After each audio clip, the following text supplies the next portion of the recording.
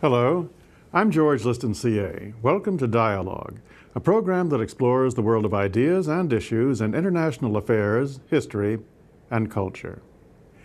The men and women of the Foreign Press Corps are the messengers who provide much of the world with its sense of America.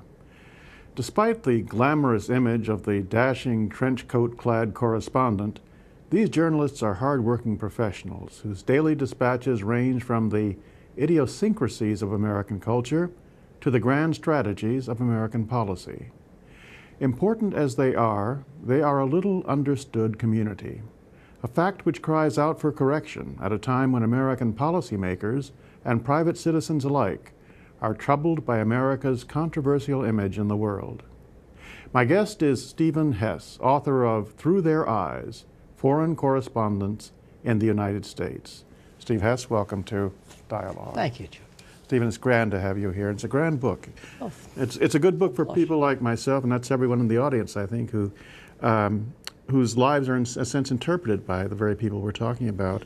And in fact, there's a wonderful quote right at the start of the book, that the job of the foreign correspondent is, I quote, to understand the situation and tell the story with a critical, sympathetic eye. Having been so close to this subject of the foreign correspondents and others in this series of books, do you feel that they're doing that? It's a strange yes and no, because I do feel that they're doing it. That those who I interviewed, and I interviewed hundreds of them and filled out, were very understanding, remarkably so, of the United States, but that they were being held on an increasingly short leash from their headquarters, whether it's Beijing or Paris. That didn't used to be the case.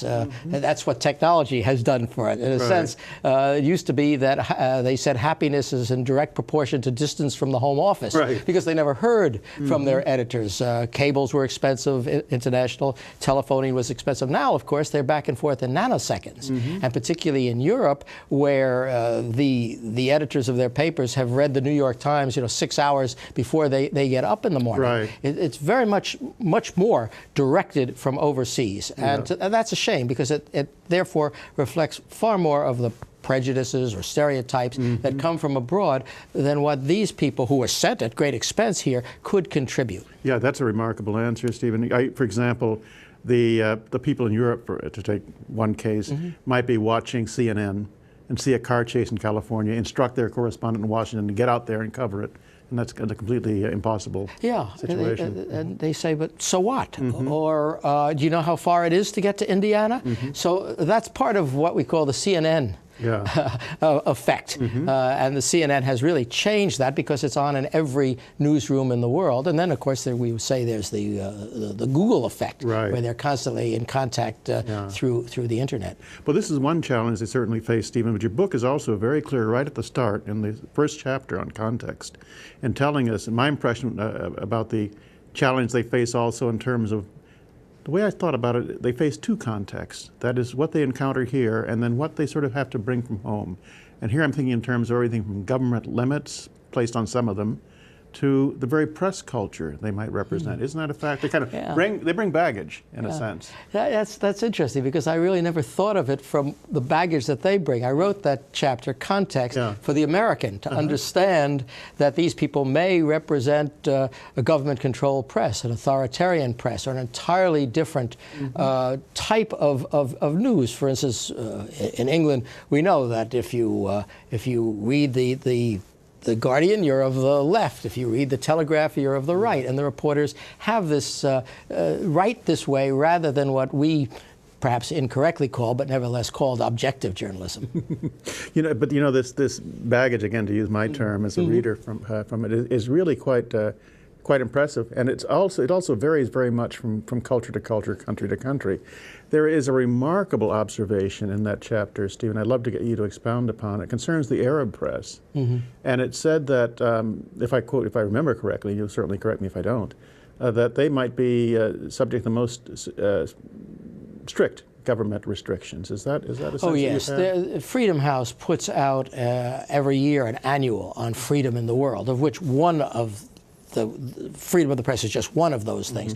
And when you go through these, and they have very objective standards, by far the most restrictive as a group would have been the Middle East, the Arab press. But don't you have a sense, and this is why I think this book provokes so much thought in the reader, that might be up for a real challenge now, because it seems to me that's a media that's growing by leaps and bounds, and the journalists themselves, by sheer numbers and pressure of what they do, might be trying to force some changes. I quite agree with you. I know I do as much Al Jazeera or Al Arabiya as anybody, as they ask me to do. I love to talk to them. By and large, I am talking unedited, right, and uncensored, and I think definitely I found that among the Arab journalists here in Washington, who tended to be trained either by the BBC or the Voice of America, so they come much closer than many to having the same objective journalism thing. Right. But of course, they take it from the point of view of their listenership, and that has to be factored in as well. Yeah,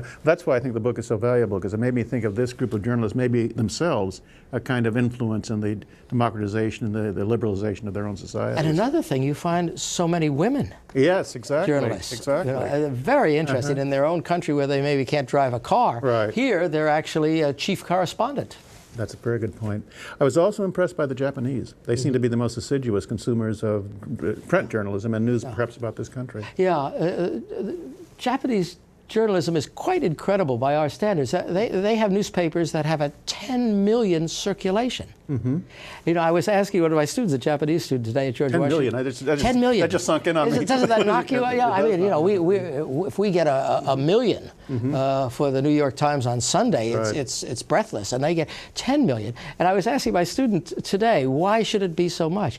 And she said, well, you know, it's those long commutes on the, you know, you read the paper for all the way in the morning, and then you get the evening edition, and you read it all the way out at night. I thought that was sort of fascinating. I'm sure there's more to it than that, but nevertheless, they have the largest contingent here, and are particularly interested and also particularly exact in covering American economics. What about the readers they're writing for? Are they like us? I mean, in the sense that most people, and this may just be my notion, are pretty much interested in news about themselves. Yeah, I think that's true. The international surveys that always tend to do that. We think that we are so inward and everybody else must be outward, you know. And then you find out and analyze what's in the Japanese press, and you find it's largely about Japan. No, I should say largely about Asia. The European press is largely about the EU countries. But if they're looking for another country to write about, it's almost always the United States or the U.S. reaction to anything going on. You know, one of the things, and my impressions are coming kind of rapid fire, I think, because the book really does stimulate thought. Because you say, I've been, you know, it just grabs the reader very much. And one of the things that occurred to me, Stephen Hess, is it must be a terribly complex thing to try to cover this country. A country in which it's not just our official culture, which may be the case in many other places being journalistically covered, but the popular culture is so astounding. I mean, we're going to talk about Hollywood here in a way that I think is going to really be revelatory to lots of people. Yeah, well, first of all, largely they work out of Washington, New York, and Los Angeles, so that's hardly representative of the whole country. I must say, because I started surveys along these lines as far back as 1979, that they are doing more traveling and more traveling to small places, which I think is very healthy. But by and large, I find it too bad that so much of their coverage is really about what's happening at the State Department today or the White House today, because that's the sort of coverage that they could easily get from all sorts of sources, while they spend all this money to send people out here. Hey, send them to Des Moines, send them to Concord, New Hampshire, which, by the way, is one reason why the presidential press, a presidential primary system, which we think is sometimes pretty obscene, but is wonderful for them, because it is a chance to go out and see a good deal of the country. That's kind of a structured going out into the country, but is your sense they're doing more of that in other ways as well? They're doing more of that, but I don't mean to exaggerate of that. A lot of that is actually being done by a press corps that I call the Irregulars. Yeah. That is, they are people who write regularly for the foreign press, but on a limited basis. They may have other jobs. They may work for the UN. They may be a teacher in the school system in New York, and they will be covering the art scene for a Portuguese magazine or the opera for a Budapest magazine. I want to focus on that particular group in just a moment, but I want to go at this particular moment into one of the major, and I keep using the word revelation, but for me they were revelations. One of the major revelations early in this book also is something that we're almost innately concerned about, and that's anti-Americanism. The revelation in the book, Stephen Hess, is that it's ancient. This is not a modern phenomenon. Would you expound on that? Yeah, actually, a very good political scientist at the University of Virginia, James Caesar, takes it right back to references that Hamilton makes in the Federalist Papers. Even before we were a country, there were those that looked down their nose at us in one way or another. Yeah, and of course, as you get to be the Bigfoot, it's even harder to love us. Well, my sense of that is nobody loves Goliath. Yeah. But the interesting thing about this whole phenomenon to me is, as the book points out, it predates the founding of the country. It's a very powerful influence. Let me actually use a quote from the book. And this is an interesting one because it's from T.R. Reid, who's an American, actually, and who's here commenting on the British press. And Britain, of course, is the country with whom we have the closest of these relationships, I'm sure. And he's kind of depicting what the British press says about us, and I'll just read a couple of sentences. Quote, "Americans are crass, crude, and insular. They worship the handgun and the electric chair in equal measure. They pollute the planet, bomb innocent civilians, and force unwilling consumers everywhere to buy their overpriced running shoes and oversized hamburgers." It gets worse. It's worse. But it ends by saying the only thing they can agree on is they all hate the United States. Exactly. I mean, but the sense I get is if that's the kind of image we get from even those that are closest to us, what can we reasonably expect? And how should we think about anti-Americanism then? Well, it's quite foolish to expect to be loved, although everybody likes it. And Americans, I think, like it particularly. You know, we were the GIs that gave chiclets to little stray children and that sort of thing. So I think in some strange way, we probably want to be loved more than many people.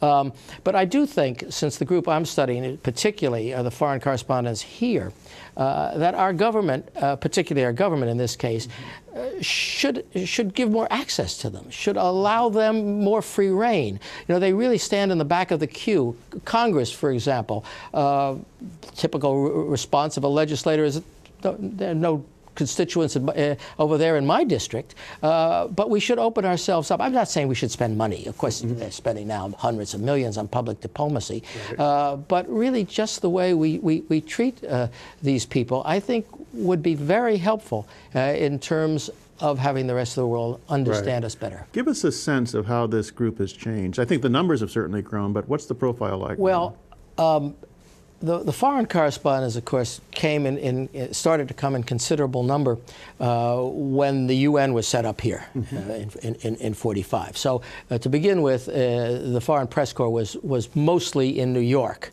and they would come down to Washington occasionally. As we became the last standing superpower, the press corps in numbers tended to drift more to Washington. So that would they started off as a very European, a Western European group, and we can see, and while they still are by a slim majority, we can see them moving to Asia. A very big contingent from Asian countries now. So that's one difference. In terms of women, there were very, very few women. You would almost count them on your hands. I can't say that they're doing brilliantly, but 25% of the full-time correspondents are women, and almost half of the ones that I'd called the irregulars are women. So they're starting to be to do that well. I think their language proficiency is very good, and probably even better than it was at that time, because initially I would have telephone interviews, and so I could have my people doing the interviews actually grade them on that. So in many ways, it has changed. changed. Of course, it's moved very importantly to television. Exactly. It didn't exist that. So that's very important in terms of the foreign press. I get the impression of a diverse group with a growing, not yet sufficient, but growing number of women, but overall a pretty well-educated group, and a group that's largely sympathetic to this country the longer they stay here. No, that's an interesting point for this reason as well. When you start looking at them, it's remarkable that you find about a third of them had some education experiences in the United States. Yeah. It may well have been a high school exchange student, but clearly they're folks who want to be here. This is important too, because the old-fashioned foreign correspondent, the one that we remember in the Alfred Hitchcock movie Foreign Correspondents, which were in London for 4 years, then we're in Moscow for 4 years, this is less and less the habit now.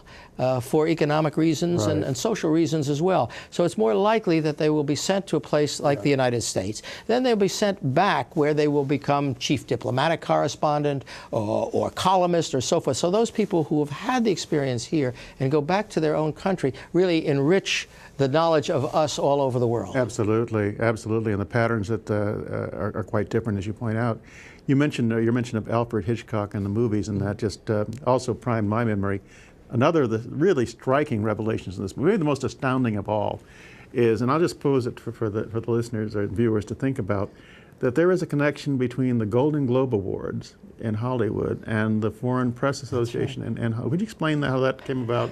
It's absolutely a stunning story. Well, the Hollywood foreign journalists who were most looked down on, this goes back a long time now, they were very shrewd. Instead of just complaining, they decided to give an award. And people love to get awards. And they call themselves the Golden Globe. And they're limited to 100. So I think at this time there maybe are 90. That's a lot of power for 90 people. Remember, the Oscars are given out by thousands. They were very shrewd too. They give many more awards than the Oscars, because they give them to television and all sorts of things. This gives them access too, doesn't it? So it gives them tremendous access, and suddenly one of the networks came along and said, hey, we would like to put this on. And so they paid them something like $10 million for the rights. So this little group is the richest foreign press club in the world right now. That's astounding. That's astounding. I mean, I never even knew there was a connection, and that's the origin of the Golden Globes Award, which of course is a phenomena to this day. You mentioned early the group we call the Irregulars, and they're really quite an astounding little group. I think there was a woman named Eve Laudie, is that correct? She's dead now. Dead now, passed, but she's mentioned in this book. And for her spunkiness, her verve, her adventurousness, she seems to be almost a model of this group of almost guerrillas. She was a Belgian woman. What are these Irregulars Well, like? this woman was a Belgian who came over here, and I think to start a Belgian pastry thing. It didn't succeed, and so she got herself a little Instamatic camera and took pictures of people in Hollywood with the celebrity homes and that sort of thing. And eventually she got a column. There are people, some of whom have become Americans. American citizens, I mean. For example, the most distinguished foreign correspondent during this period was Alistair Cooke. Exactly. And it turns out, when you look at it, Alistair Cooke had been an American citizen longer than he had been a British citizen. Exactly. He came over here before World War II and stayed and kept writing his letter from America for the BBC right up to the week before he died. He's a great example, Alistair Cooke. I think born Albert Cooke, actually, in the Midlands, and became Alistair here, and a phenomenon here. But he's a wonderful example, Stephen Hess, of, there's a German word quoted in here that I really thought captured the essence of what the Good Correspondent is about when he or she depicts this country, and that's Fingerspitze. My pronunciation, I apologize to anyone who does speak German, but it struck me as that having your finger right on the country, the pulse of the country. That was used in an interesting way in the book, because it was said to me by an American who had worked for the UPI. UPI was in bad shape, and he was very unhappy with it. So he went to work for the German news agency. And he felt that his job was just sort of explaining that little bit that his colleagues, his German correspondents, wouldn't understand. For example, a Japanese correspondent explained this to me once when we had the snipers incident. And they were canceling the fall homecoming football season, if you remember. And the Japanese didn't quite understand that. And she sort of explained the importance of that. Or a French correspondent explained the importance that Star Wars, the movie, was going to be in the United States. Right. So it was this little touch of finger that the Europeans or the Japanese wouldn't quite recognize the first time around. And that's what these folks can do. And I think that's a remarkable, well, the word is memorable, but the concept's remarkable because, I think you might agree with me, this is a country of nuance, really. You know, we're thought of as bombastic and big, but it's really the subtle things that tell you who we are. There are chapters devoted to time, contact, and access in this book, and some, it seems to me, they really point out the tremendous difficulties these people have to work with. I mean, just the fact that global time zones exist. Exactly. When you think of the thing that makes them different from other correspondents is that they are, unless they're in Canada or in this, if they're east or west of us, they're writing for consumers and for their editors who are many time zones away from them. Right. And so their whole day has to be adjusted to that. And I thought how could I explain that in this book? And I thought the best way I could do was to take, I think I took 4, 2 from the west, 2 from the east, and I said, okay, tell me your day. What happens when you get up in the morning? What do you do next? What do you do next? What do you do next? And suddenly you see that these people work at incredibly long hours. Yeah, they really do. There's in the same subject, there is again, I'll use the word revelation for me, wonderful depiction of a presidential press conference for these people. The 3-minute miracle is the way I think of it now. I want you to explain this because when I was stunned by this, I got the impression of the President of the United States sort of sitting down, set for TV in his chair, and then sort of giving 3-minute segments to these. Is that right? Yeah. What happened was, of course, there's a chapter on access, how difficult it is for them to see these people. And of course, the people that they want to see, their editors think that they should be in daily contact with, the President of the United States or the Secretary of State. It's hard to explain that this doesn't happen. So this, I forget whether it was a Swedish or a Dutch correspondent who explained it. When the President goes someplace to Europe, that's the one time that the European correspondents will have a crack at him, and so that they line up the television correspondents and they say literally line them up. They can't come in with their camera person. They can't come in with anybody. But then the White House does the makeup and provides the camera and so forth, and they say you have 2 minutes with the President. And no sense saying, how are you, Mr. President? That would waste a couple seconds or something like that. So this one correspondent went through the whole stage of what it is like to have 2 minutes with the President. But of course, he got 3 minutes because he asked that last question just as they were telling him to get off, and they had to wait for the President to answer. So he was feeling very proud of himself. He got, they were all worried the President was going to filibuster, and there goes their 3 minutes. But they're all very pleased to have the President even for 2 minutes. That's an extraordinary insider's view. That comment, that view, that answer, and something you said earlier about the way in which we would like to see our political structure make this country even more accessible to these journalists. Reminds me of something else in this book, and that is something that was, I think, very well done by the State Department. I'm referring to a tour of American Muslim communities, I think. I thought that is just the kind of thing that we need these days. Yeah, I have a chapter called Help, because the U.S. government does have some ways to help them. They have something called the Foreign Press Centers, and they're in New York, Los Angeles, and Washington, and they come out of the State Department. And they were once like a clubhouse for these folks, because they would go there and read the local newspaper, foreign newspapers and all of that. And then along came the internet. They didn't have to come in anymore for all of these things. So they're a bit deserted, and therefore the government has to put on a show for them. Now, one thing they do is put on briefings. Now, if they can get important people to come to the briefings, then the journalists will follow and they will come. There are programs where they invite people to the United States from abroad. And the one I cite here is a group of Indonesians who came over, and for example, they took them to West Point, where I think there were 3 Muslim cadets, and they had a very good conversation with them. They took them, of course, to Dearborn, large Muslim population, and they sat there. So they came back, and this was a cable then coming back reporting from what they had reported in Jakarta and so forth, and they said this was the best press we had ever had. My goodness. We simply had treated people honorably and given them a free rein to see parts of the country that they didn't perhaps even know existed before. Well, that's certainly the kind of thing that should be expanded, I would think. This, we used the word context earlier in terms of the book. The book itself has a context, and it fits in a series of 6 up to this point. Yeah, what happened there, Judge, is this. I went to Brookings Institution in 1972 to be their presidency person. In 1976, I wrote a book called Organizing the Presidency. And I said, that's it. I've said what I have to say about the presidency. Should I keep repeating myself, or should I look for another public policy institution? And I decided to we called it the press then, now it's the media, of course, to look at the press in Washington and its relations to government.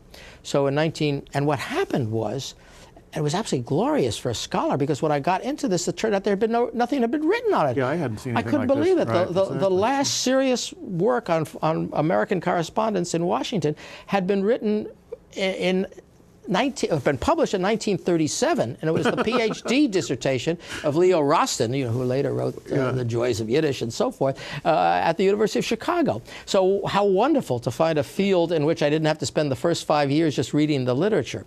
So I started this, and journalists were such fun to interview, to deal with, that I just kept going. So I did the first one in 1981, the Washington Reporters, which set the scene, and then went to the other side and did the press offices, and spent a year inside White House, State Department, Pentagon, Food and Drug Administration, and Department of Transportation. So I got it from the other side. Then I did 2 on the relations of Congress and the press. And then I decided I would go around the world and see how the U.S. media covered the rest of the world, which at that time the answer was badly, because it was after the Cold War. We were closing things down. And then this is the mirror image, how the rest of the world covers the United States. Well, there's going to be another one yet. Yes, I'm going to finish the cycle by going right back to the beginning. And the way I'm doing that, given my age, eyes, ears, and so forth, is I'm a professor at George Washington University. So my class does it. I send my students out every week to interview reporters in Washington, editors, producers, and then they come back and we discuss it. So they are, in a sense, writing their own textbook. When they write that book and you publish that book and get that book out, you come back here. Oh, I'd like that. Thank you, George. I'd like it too. And that's our program. We appreciate your comments, and you can reach us at dialogue@wilsoncenter.org. I'm George Liston, CA, and you've been watching Dialogue, a co-production of the Woodrow Wilson International Center for Scholars and MHC Networks. Dialogue is also on the MHC Worldview channel, which is available to public TV stations nationwide. For more information, go to www.mhcworldview.org. And please join us again right here next week. And thank you for watching. And thank you, Stephen Hess. Thank you. Everything to go for.